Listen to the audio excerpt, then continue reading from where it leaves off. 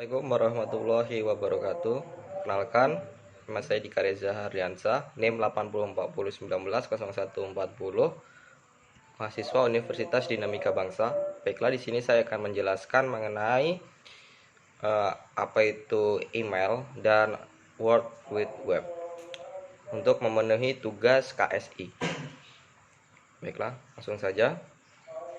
Yang pertama, saya akan menjelaskan mengenai email. Apa sih itu electronic mail atau yang sering disebut yaitu email, dan di mana kita sering jumpai email? Sebelum kita masuk ke pengertian email itu tersebut, lebih baiknya kita mempelajari dulu sejarah dari electronic mail. Oke. Sejarah email itu pertama kali dikembangkan ataupun ditemukan pada tahun 1971 oleh Roy Tomlinson. Untuk pesan pertama kali pada email yang dikirim waktu itu adalah query yang merupakan baris pertama pada keyboard komputer. Nah, pada tahun yang sama, icon juga diperkenalkan sebagai lambang penting untuk menunjukkan atau pada. Kemudian fungsi dari email sekarang itu sangat banyak ya. Di zaman industri keempat pada saat ini, kita sudah masuki industri keempat. Yang pertama, kan ada 4 industri ya. Industri pertama itu pertama kali ditemukannya mesin uap, kemudian industri kedua ditemukannya listrik, ketiga itu komputer kan ditemukannya karena awalnya itu suatu militer gitu ya, perang. Kemudian kita masuk industri keempat sekarang, yaitu adalah industri internet terbatas. Semuanya sekarang internet. Nah, dalam internet tidak jauh terlepas dari email. Email ini suatu identitas diri. Sebagai identitas diri ya, email. Semua apa-apa saja sekarang, baik yang anak-anak muda seperti contohnya memain game, itu pasti awal-awalnya pasti daftar email dulu.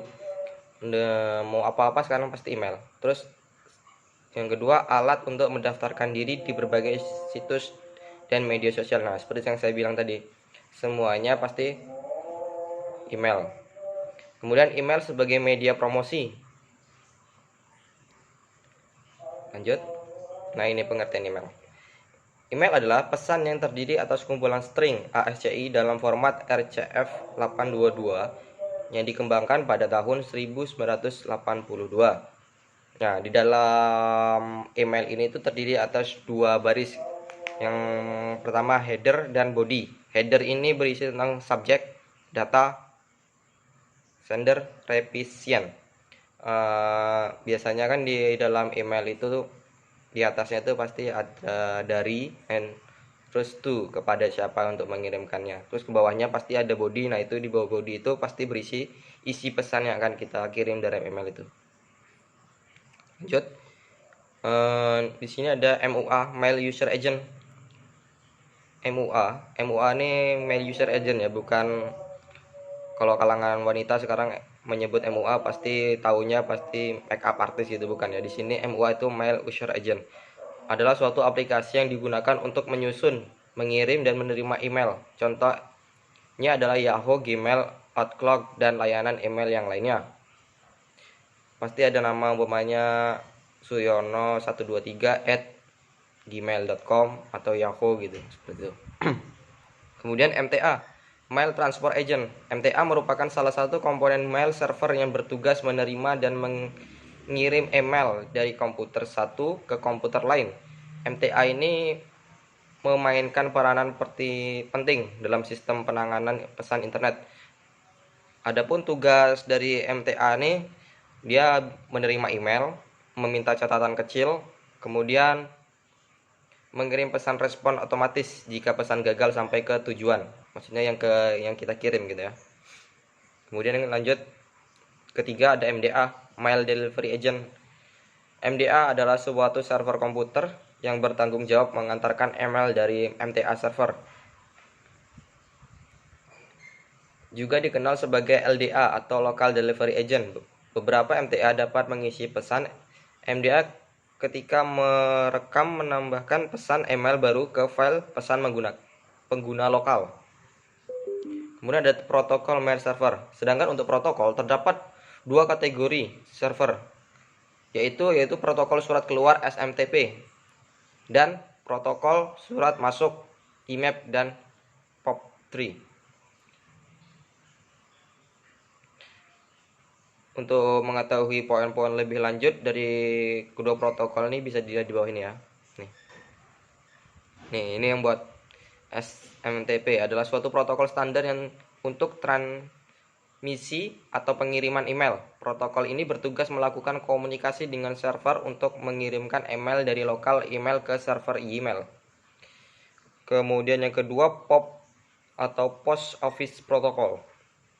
Versi ketiga dari metode penerimaan email. POP3 ini menerima dan menyimpan email untuk seseorang sampai mereka mengambilnya. Kemudian ya, selanjutnya.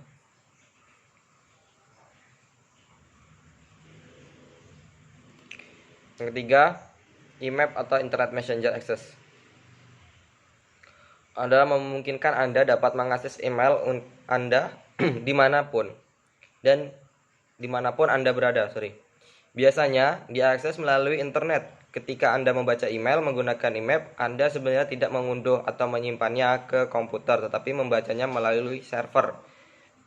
Dengan adanya perkembangan internet sekarang, Anda dapat mengakses email itu di mana saja dan kapan saja gitu. Nah, tidak harus di satu tempat saja untuk mengakses email Anda, bisa di manapun. Kemudian ada pun ancaman kejahatan dari email. Setiap apa-apa yang berbau global pasti ada saja ancaman kejahatannya. Penggunaan email perusahaan pada umumnya bertujuan untuk memisahkan urusan pribadi dan urusan pekerjaan agar terlihat profesional dan terpercaya di hadapan mitra bisnis untuk meningkatkan produktivitas perusahaan serta sebagai komunikasi formal bisnis. Jenis penipuan dengan memberikan tawaran melalui email kepada orang lain dengan menyamarkan pengirim dan mengirimkan sebuah virus disebut sebagai kolaborasi antara phishing dan malware propagation. Nah, nanti kita ada pembahasan mengenai apa sih itu phishing dan malware propagation di bawah nanti ya. Itu ancaman kejahatan email. Baiklah, di sini contoh ancaman pada email ada 5. Ada spamming, scamming, phishing, malware propagation, spoofing. Nah, yang pertama ada spamming. Spamming itu secara umum berisikan konten-konten tentang promosi berbagai produk, barang, dan jasa. Ini adalah email sampah yang perlu difilter agar strong email kita tidak cepat penuh. Dari ya, salah satu kegunaan email tadi sebagai sarana promosi, pasti ada ancaman-ancaman sebagainya itu di sini nih, spamming. Jadi berisikan sampah-sampah gitu kan banyak, jadi harus difilter. Adapun upaya-upaya untuk pencegahannya itu jangan merespon email yang tidak dikenal, kemudian membatasi publikasi email, kemudian membuat email sesuai kebutuhan. Kemudian yang kedua ada scamming. Nah, scamming ini biasanya berisikan sebuah pesan yang sangat meyakinkan. Scamming ini mirip dengan SMS yang berisikan informasi pemenang undian, minta-minta pulsa, dan sejenisnya. Nah, banyak sekali ya sekarang nih modus-modus suatu kejahatan yang seperti itu. Contohnya berpura-pura menjadi keluarga kita gitu kan, minta pulsa lagi kantor polisi. Nah, itu salah satu kejahatan dari scamming. Nah, kita perlu berhati-hati dalam mempercayai informasi dan tentunya melakukan konfirmasi beberapa kali kepada pihak-pihak yang terkait. Kemudian selanjutnya phishing. Phishing ini kata-katanya hampir mirip ya dengan kata-kata arti dari memancing, phishing gitu ya. Nah, Dalam phishing email nih, umpan berupa informasi palsu yang seolah-olah mirip dengan kenyataan. Biasanya dikirimkan seolah-olah dari pihak berwenang seperti administrator sistem, pejabat bank, dan lain sebagainya. Informasi tersebut dapat berupa ajakan untuk melakukan pembaharuan informasi akun yang ditargetkan. Biasanya konten informasi sangat meyakinkan dan berisikan formulir pembaruan informasi. Itu kejahatan phishing ancamannya. Kemudian contoh ancaman pada email yang keempat, malware propagation. Dunia komunikasi email dan internet kadang terasa penuh dengan bahaya malware, virus. Sistem email perusahaan Anda memungkinkan telah memiliki software anti-spam dan antivirus untuk melindungi email kantor dari email bervirus. Selain menerapkan password yang rumit, setiap akun email Anda berikut ini adalah hal-hal yang dapat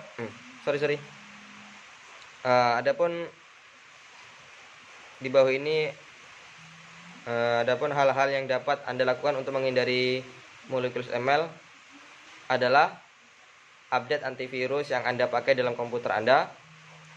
Kemudian menghindari dari virus dan malware terbaru. Kemudian yang terakhir, kelima, spoofing. Merupakan email spoofing menggunakan alamat from palsu. Mungkin Anda menerima sebuah email dari CEO perusahaan atau dari klinik dokter Anda yang meminta beberapa data personal Anda. Itu adalah ancaman email dari spoofing. Sorry kalau ada salah saya menyampaikannya. Lanjut ke materi selanjutnya, yaitu World Wide Web. Apa itu dan di mana kita bisa sering menemukan World Wide Web itu ya. Nah, World Wide Web merupakan salah satu killer application yang menyebabkan populernya internet. World Wide Web ini dikembangkan oleh tim Berners-Lee pada saat itu di Swiss. Nah, kemudian kehebatan web adalah kemudahannya untuk mengakses informasi yang dihubungkan satu dengan lainnya melalui konsep hypertext. Sekarang pasti sudah tidak asing ya kita mendengar World Wide Web di internet, yang sering-sering searching pasti tahu. Kemudian pembaca atau peraga sistem World Wide Web yang lebih dikenal dengan istilah browser dapat diperoleh dengan mudah, murah, dan gratis. Banyak sekali browser-browser sekarang ya. Contohnya itu seperti Netscape, Internet Explorer, dan Opera. Banyak lagi yang lainnya. Yang dengan kemudahan itu sangat memicu ya populernya dari World Wide Web ini. Selanjutnya, berkembangnya World Wide Web dan internet menyebabkan pergerakan sistem informasi untuk menggunakannya sebagai basis. Banyak sistem yang tidak terhubung ke internet tetapi tetap menggunakan basis web sebagai basis untuk sistem informasinya yang dipasang di jaringan internet. Untuk itu, keamanan sistem informasi yang berbasis web dan teknologi internet tergantung kepada keamanan sistem web tersebut. Kemudian arsitektur sistem web terdiri dari dua jenis, server dan klien. Keduanya dihubungkan dengan jaringan komputer. Selain menyajikan data-data dalam bentuk statis, sistem web dapat menyajikan data dalam bentuk dinamis dengan menjalankan program. Program ini dapat dijalankan di server, misalnya dengan CGI, Servlet, dan di Silent itu ada applet JavaScript. Sistem server dan Silent ini memiliki permasalahan yang berbeda. Nah, dari sekian banyak itu ada beberapa asumsi-asumsi. Asumsi itu ada 3 di sini ya. Yang pertama, asumsi dilihat dari pengguna, user. Server dimiliki dan dikendalikan oleh organisasi mengaku memiliki server tersebut. Maksudnya, jika sebuah server memiliki domain www.bni.co.id dan tulisan di layarnya menunjukkan bahwa situs itu merupakan milik Bank BNI, maka kita dapat percaya bahwa server tersebut memang benar milik Bank BNI.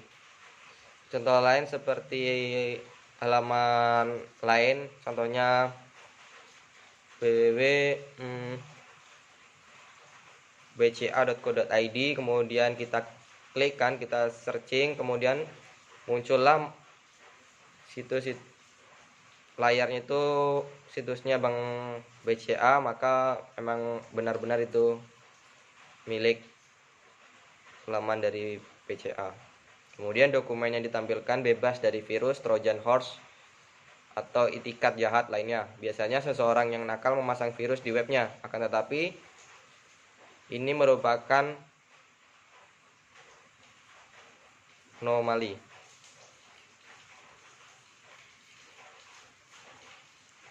Ini lanjutannya.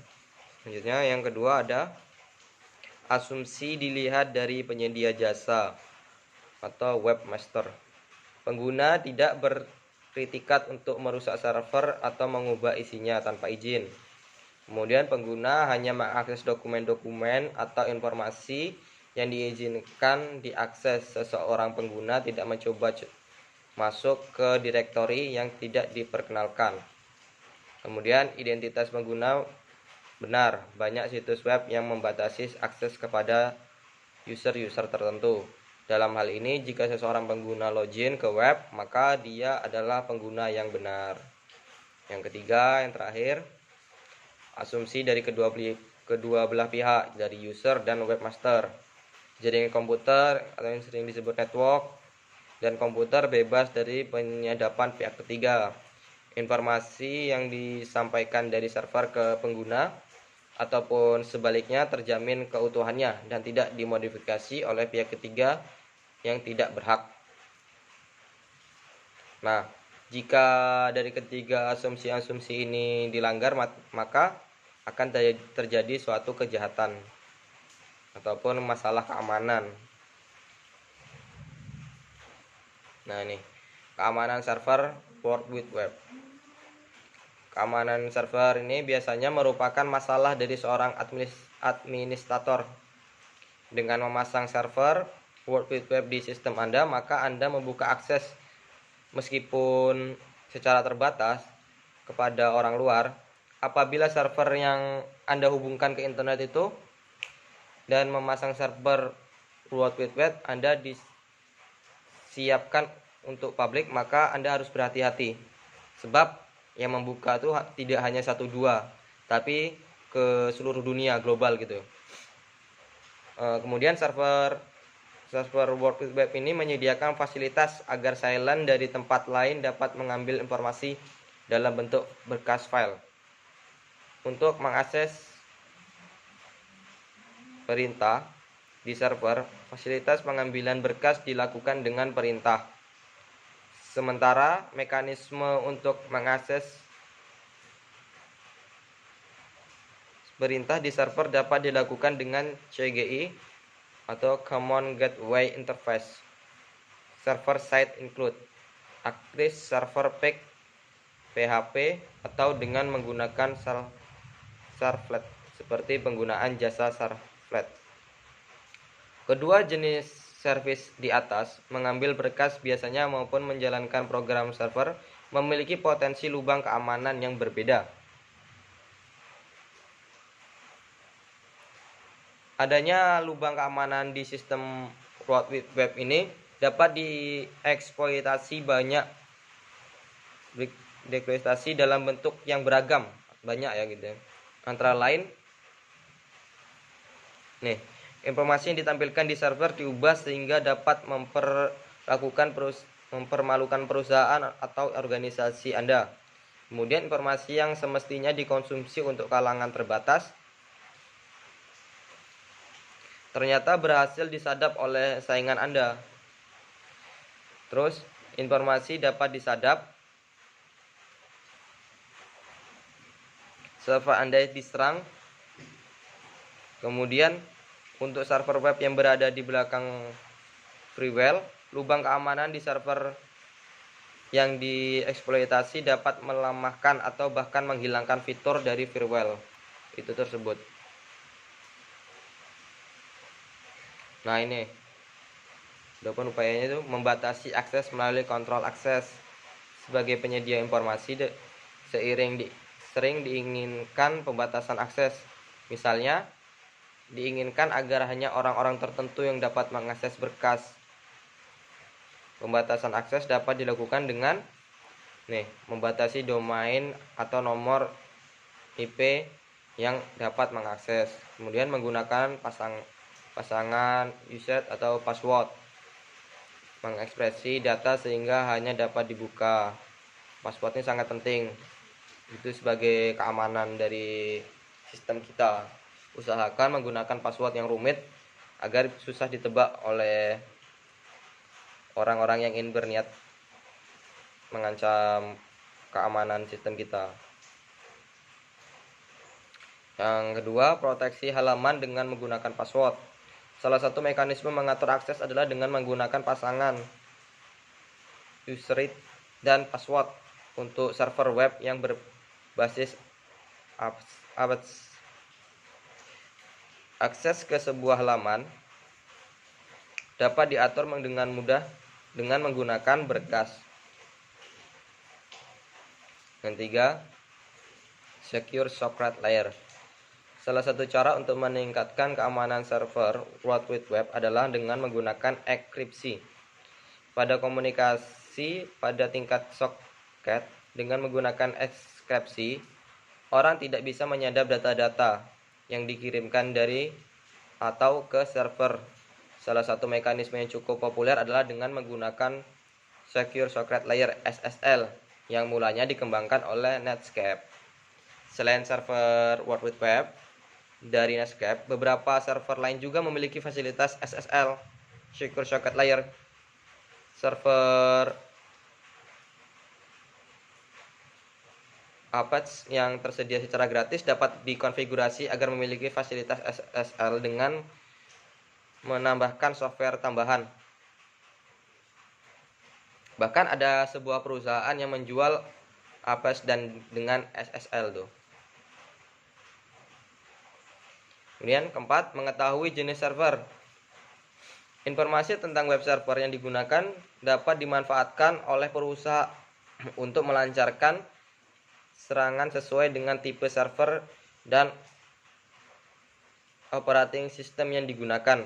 Seseorang penyerang akan mencari tahu software dan versi yang digunakan sebagai web server, kemudian mencari informasi di internet tentang kelemahan web server tersebut.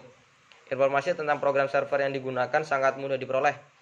Cara yang paling mudah adalah dengan menggunakan program Telnet.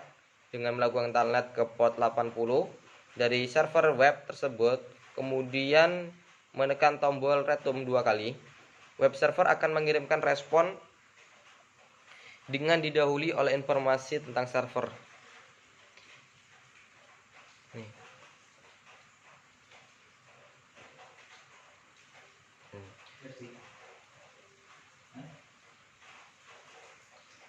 Kemudian ada web application. Aplikasi web. Pada awalnya, aplikasi web dibangun hanya dengan menggunakan bahasa yang disebut dengan HTML. HTML ini Hypertext Markup Language. Pada perkembangan berikutnya, sejumlah script dan objek dikembangkan untuk memperluas kemampuan HTML. Aplikasi web itu dapat dibagi menjadi web statis dan web dinamis. Dari sistem teknologi yang digunakan untuk membentuk web dinamis, terdapat dua pengelompokan, yaitu teknologi pada sisi silent dan teknologi pada sisi server.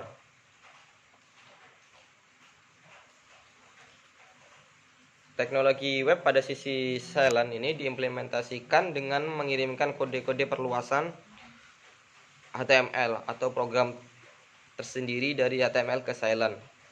Silent lah yang bertanggung jawab dalam melakukan proses terhadap seluruh kode-kode yang diterima.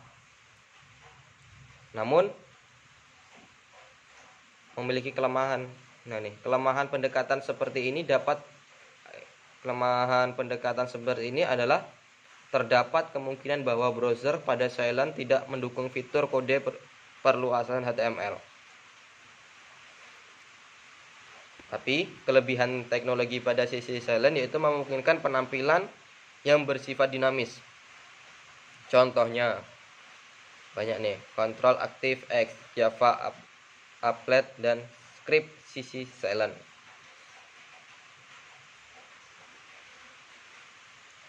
Aplikasi web server side programming. Teknologi web pada sisi server memungkinkan pemrosesan kode di dalam server sehingga kode yang sampai pada pemakai berbeda dengan kode asli pada server. Contoh teknologi yang berjalan di server yaitu CGI, ASP, JSP, PHP, dan lain sebagainya. Adapun keuntungan pengguna pada teknologi sisi server adalah sebagai berikut. Yang pertama, mengurangi lalu lintas jaringan dengan menghindar percakapan bolak-balik antara silent dan server. Kemudian, mengurangi waktu pemuatan kode, mengingat silent hanya mengambil kode HTML saja, mencegah masalah kompatibelan browser. Silent dapat berinteraksi dengan data yang ada pada server. Kemudian terakhir, mencegah silent mengetahui rahasia kode.